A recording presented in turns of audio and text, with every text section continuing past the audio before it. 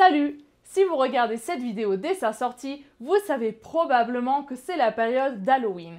C'est pourquoi, dans l'esprit d'Halloween, pour cet épisode, nous allons parler de fantômes. Que croient les saints des derniers jours à ce sujet? Que sont-ils? Que ne sont-ils pas? Que peuvent-ils faire? Que ne peuvent-ils pas faire? Donc, allons-y!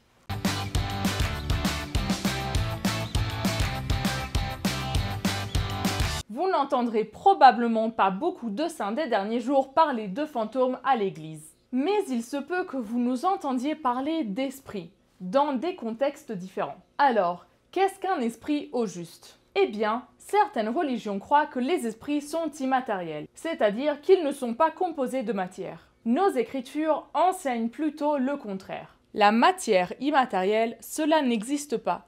Tout esprit est matière. Mais il est plus raffiné ou plus pur et ne peut être discerné que par des yeux plus purs. Nous ne pouvons le voir, mais lorsque notre corps sera purifié, nous verrons que tout cela est matière. Donc, nous croyons que les esprits ont bien une substance, et ils ont une forme.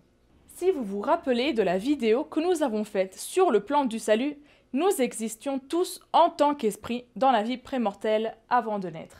Le corps de votre esprit ressemble au corps physique que vous avez maintenant. Ici, dans la condition mortelle, comme Bruce R. McConkie l'a expliqué, nos corps spirituels sont temporairement hébergés dans des tabernacles mortels. Ce qui est une façon élégante de dire que maintenant, votre corps spirituel est combiné à votre corps physique. Les Écritures enseignent qu'un esprit peut très bien survivre sans corps physique, mais un corps physique ne peut pas survivre sans un esprit à l'intérieur de lui. Alors, quand nous mourrons et que notre corps se retrouve 6 pieds sous terre, notre esprit continue de vivre dans un monde que nous appelons le monde des esprits. Mais le monde des esprits n'est pas sur une autre planète.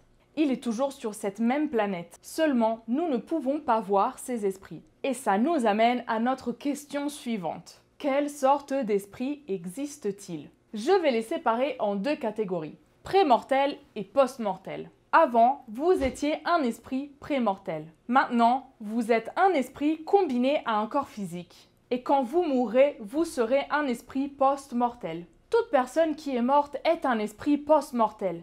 Mais rappelez-vous ce qu'enseigne la Bible au sujet de ce qui s'est passé après la résurrection du Christ. Les sépulcres s'ouvrirent, et plusieurs corps des saints qui étaient morts ressuscitèrent. Étant sortis des sépulcres après la résurrection de Jésus, ils entrèrent dans la ville sainte et apparurent à un grand nombre de personnes. Nous allons tous ressusciter un jour, mais dans la catégorie des esprits post-mortels. Il y a quelques esprits choisis qui sont déjà ressuscités et qui sont de nouveau réunis avec leur corps physique. Mais cette fois-ci, leur corps est immortel, parfait et glorifié, tout comme celui de Jésus-Christ après sa résurrection. Pour la petite anecdote, l'ange Moroni qui est apparu à Joseph Smith était un être ressuscité. Mais dans la catégorie des esprits pré-mortels, il y a encore deux groupes. D'abord, il y a les esprits pré-mortels qui vivent encore avec Dieu et qui attendent de naître dans un corps physique. Ces esprits ne sont pas sur terre parmi nous. Ils sont là où Dieu se trouve. Peuvent-ils nous voir? Je ne sais pas. Peuvent-ils nous influencer? Je ne sais pas non plus. Est-ce qu'ils mangent, dorment, vont aux toilettes? Non. Le deuxième groupe d'esprits prémortels appartient à Satan et à ses anges. Comme nous tous, ces esprits étaient présents lors du grand conseil prémortel qui a eu lieu dans les cieux, comme nous en avons parlé dans l'épisode sur le plan de salut. Dieu nous a présenté son plan du salut. Nous irions sur la terre, nous aurions des épreuves, nous choisirions entre le bien et le mal. Avec un peu de chance, nous choisirions le bien. Avec un peu de chance, nous choisirions Dieu. Satan, alors connu comme Lucifer, n'était pas d'accord avec certains détails de ce plan. Il l'a rejeté, tout comme plein d'autres esprits qui ont pris le parti de Lucifer.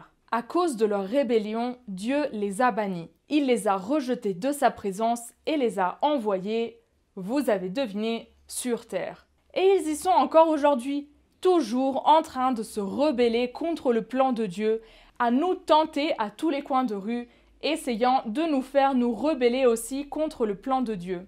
Et ce sont généralement ces esprits auxquels les gens s'intéressent durant la période d'Halloween. Ce sont des esprits mauvais, mais c'est tout ce qu'ils sont et resteront pour toujours.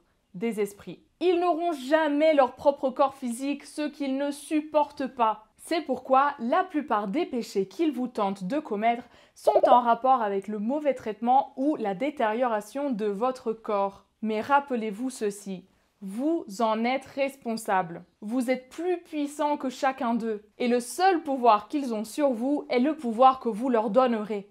Alors, est-il possible de leur donner autant de pouvoir qu'ils prennent possession de votre corps? Oui, c'est possible. C'est pour ça qu'on ne s'amuse pas avec les Ouija, qu'on ne fait pas de spiritisme et qu'on n'essaye pas ce genre de choses-là. Ça n'apporte rien de bon. Mais si quelque chose de mauvais devait arriver, en utilisant le pouvoir de la prêtrise ou parfois juste une prière et la foi, les mauvais esprits peuvent être chassés. Quand on en vient aux mauvais esprits, il y a beaucoup de choses que nous ne savons pas. Nous n'avons pas énormément de doctrines sur eux parce que nous ne voulons avoir rien à faire avec eux. Mais nous savons ceci. Là où se trouve le Saint-Esprit, les mauvais esprits ne veulent pas s'y trouver. Alors, si vous êtes inquiet à propos des fantômes, ce que vous pouvez faire de mieux pour vous protéger, c'est d'obéir aux commandements du mieux que vous pouvez et créer un environnement où l'Esprit de Dieu peut demeurer. Voilà tout.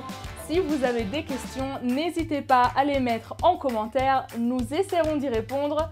Nous aurons les réponses ou peut-être pas, mais n'hésitez pas à nous les poser. Nous chercherons les réponses avec une grande joie. Merci d'en être arrivé jusqu'ici. N'hésitez pas à vous abonner à notre chaîne, à laisser un petit j'aime à cette vidéo et on vous souhaite un bon Halloween et à la prochaine!